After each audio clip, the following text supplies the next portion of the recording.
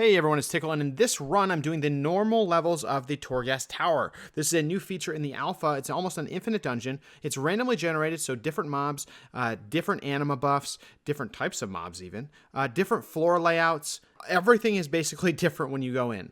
So with that in mind, I want to remind you guys I'm doing alpha content every day pretty much on stream 9 p.m. Eastern Standard Time on my Twitch channel. I'll put the link down in the description. But let's go ahead and get into my Arcane Mage Run and what I thought, and in terms of feedback for Blizzy. Now, I started out this dungeon, and as you may or may not know, you get anima buffs. These buffs will drop in these red orbs, and you get a choice. Do you want to get something that augments your abilities? Maybe, like I got for the first one was my Frost Nova wouldn't break on damage, which is actually huge for controlling this, the mobs, as I'm maybe fighting 3 at a time. Now I know at least they'll be in that 6-second route the entire time, even if I'm I'm arcane explosioning them right next to them.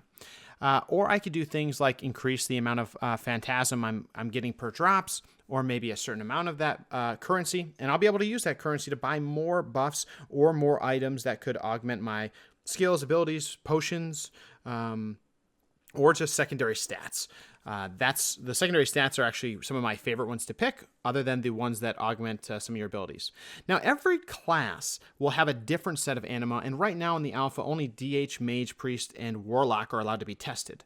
Now, each class has their own theme almost. A Warlock gets a lot of options that allow you to buff their pets. Priest gives you a lot of options to mind control. Now, I actually went for a build that was hard, buffing up mind control a lot on a Shadow Priest, and it actually became extremely useful.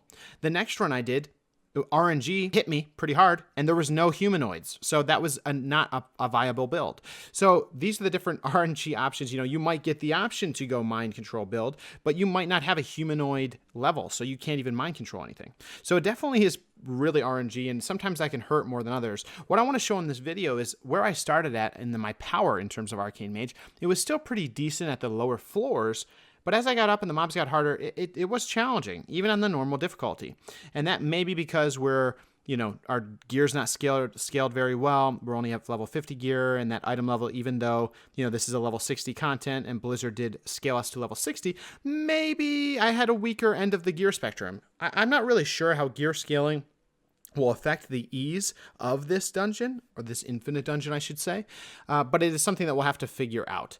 Now, the build that I started to go, as I started to go up the tower, you have a choice, per anima drop, and I'll show you those on the screen kind of throughout this, and I'm sure you're already noticing.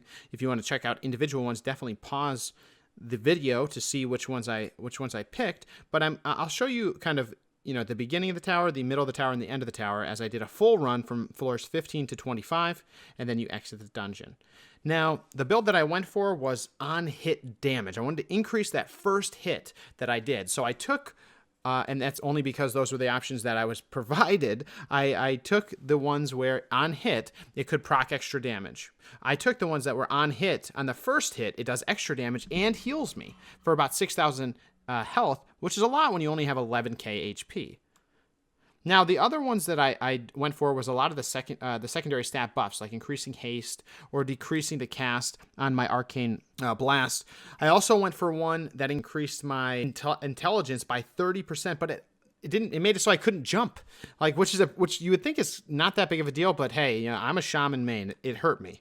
Then I also got, from specific rare mobs that have a chance to spawn, they can drop a consistent anima, it seems anyway.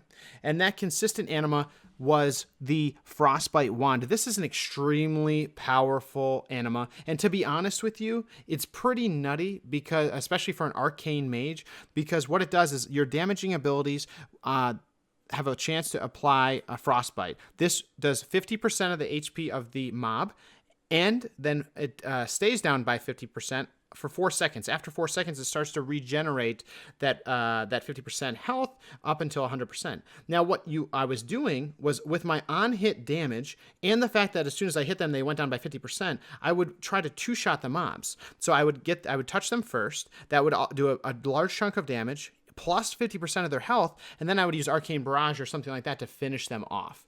So this is something I just started repeating, and I found it to be extremely effective.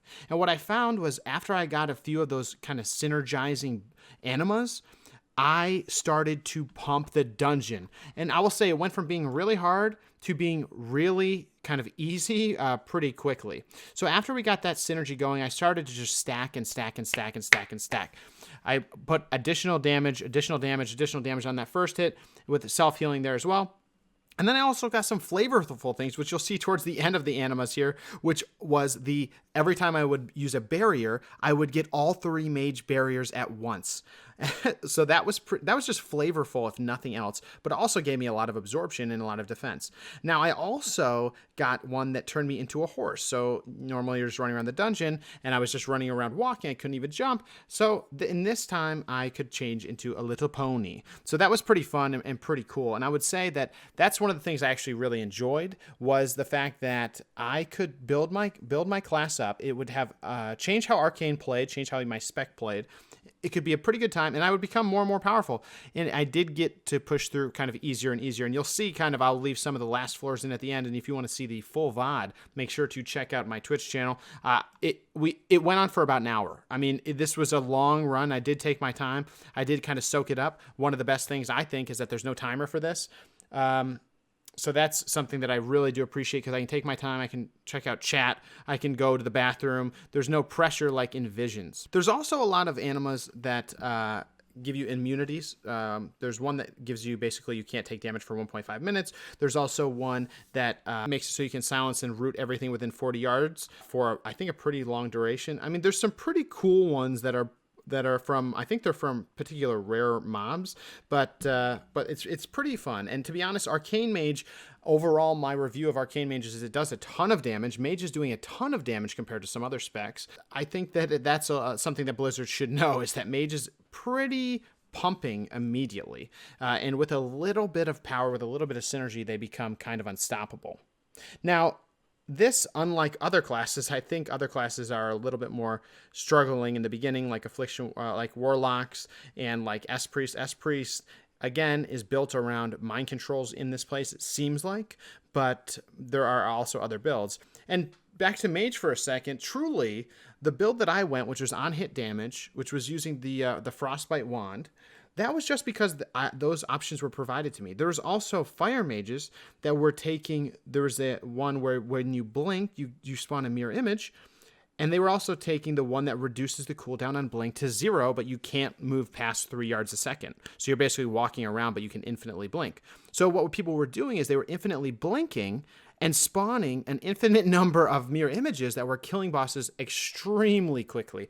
I'm sure that will be modified, but that's just some of the cool stuff that you can kind of mess around and do. And I'll do a video for some of the other specs, but in general for Arcane Mage, I had a really good time with, there's also one that Arcane Explosion, the first one you do on a floor does increase damage by 500%.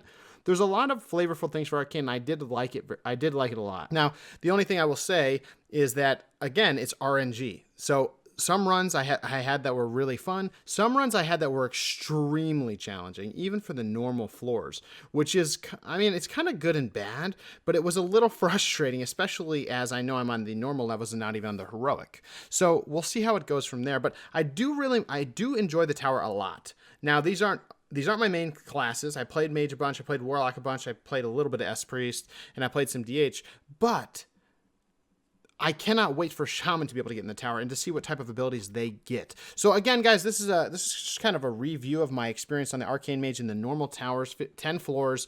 I'll include some floor kind of entire clears here where I ended up. It did take a long time, but it was a lot of fun, and this is the type of content that excites me the most. So with that being said, I want to know what you guys think of the tower. What do you think is good? What do you think is bad? And put it down in the comments, because I would love to know what you all think.